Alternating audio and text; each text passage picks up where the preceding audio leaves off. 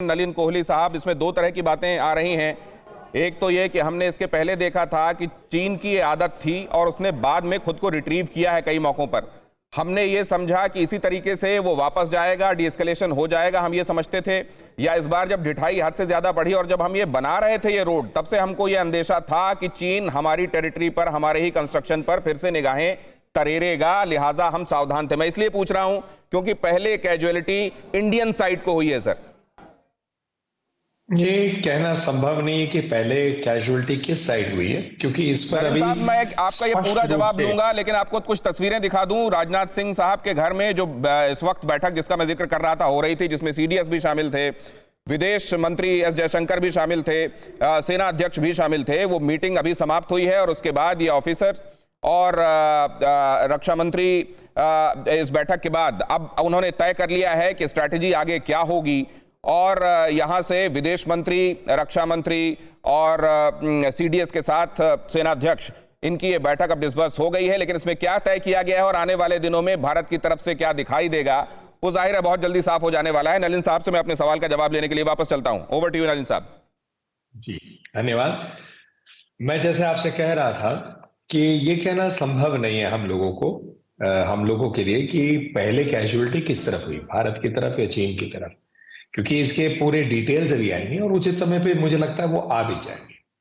लेकिन चीन को लेके अगर हम थोड़ा सा पीछे जाएं तो डोकलाम के समय एक प्रकार की स्थिति हुई थी, और आपके रक्षा विशेषज्ञ वरिष्ठ लोग हैं वो इस पे और ब्यौरा दे सकते हैं कि उस समय डोकलाम में हम खड़े रहे, अपने पोजीशन से हिले।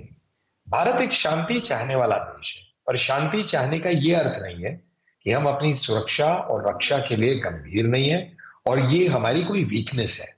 हम अपनी बात को रखते हैं, लेकिन कोई व्यक्ति ये सोचे कि अपनी भारत को हम एक किस्म से धक्का मार सकते हैं या भारत के साथ खिलवाड़ कर सकते हैं, वो ये भारत नहीं है। आज का नेतृत्व और हमारी सेना की क्षमता, हमारे सारे आर्म्ड फोर्सेस की जो क्षमता है वो बहुत अलग है। तो इसीलिए मैं मानता हूं कि जो भी होना है कूटनीतिक रूप से, हमारी सेना के हाथ में जो भी उनके ऑप्शंस हैं, सारे विषयों को देखकर उचित जो भी होगा देश हित में वही होगा। और इस बात के लिए ही आश्वस्त करूंगा कि भारत अपने हितों की रक्षा के लिए, चाहे सड़क बनाने की बात करें, इंफ्रास्ट्रक्चर बढ़ाने की बात करें, सुरक्षा की बात करें, सब पे तैनात है। अगर एक और मैं जानकारी दूंगा कि हमारे यहाँ जैसे फॉरवर्ड लैंडिंग बेसिस नहीं थे, एयर स्ट्रिप्स नहीं थी, लेकिन पिछले 5-7 सालों में बहुत बढ़ गए हैं। अरुणाचल की तरफ बढ़े हैं। इंफ्रास्ट्रक्चर जो है टोटल बॉर्डर पे बढ़ते जा रहा है। और इसमें जो रिपोर्ट्स आ रही हैं, मैं तो सिर्फ रिपोर्ट्स के आधार पे जो पढ़ता हूं वही कह सकता हूं कि जो रिपोर्ट्स भी आ रही हैं कि हमारे रोड्स जो हैं, हमारे कई ब्रिजेस हैं, हमारी इंफ्रास्ट्रक्चर डेवलपमेंट है 2022 तक बहुत ज्यादा अच्छी हो जाएंगी। तो ये सब कदम उस दिशा में है।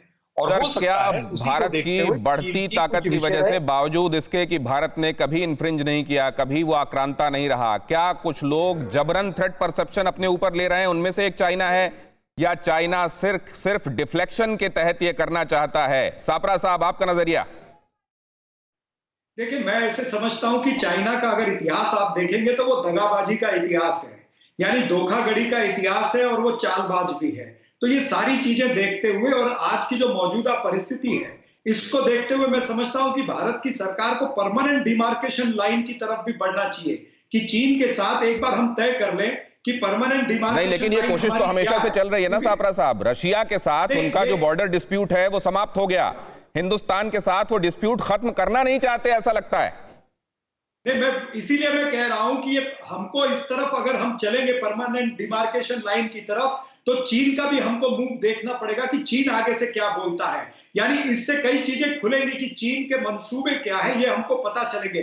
नहीं तो क्या करेगा चीन, इसी तरह की परिस्थिति, और जो हमारा बॉर्डर है 3488 किलोमीटर का बॉर्डर है चाइना के साथ, तो फिर वो और जगह पर भी, चाहे वो चुमूर है, डेमचौक है, कैलाश रेंज है, ये हॉट स्प्रिंग्स है श्योक रिवर की, या दीपसंग प्लेन्स है, या फिर त्वांग वैली, वो त्वांग वैली में भी जाकर के कभी इस तरह से वो बैठ सकता है, काराकोरम पास के वहां पर भी जाकर के वो इस तरह से बैठ सकता है। तो चीन को अगर टैकल करना है तो हमको परमानेंट डिमार्केशन लाइन की बातचीत शुरू करनी पड़ेगी, और फिर देखना पड़ेगा कि उसके तौर तरीके क्या है।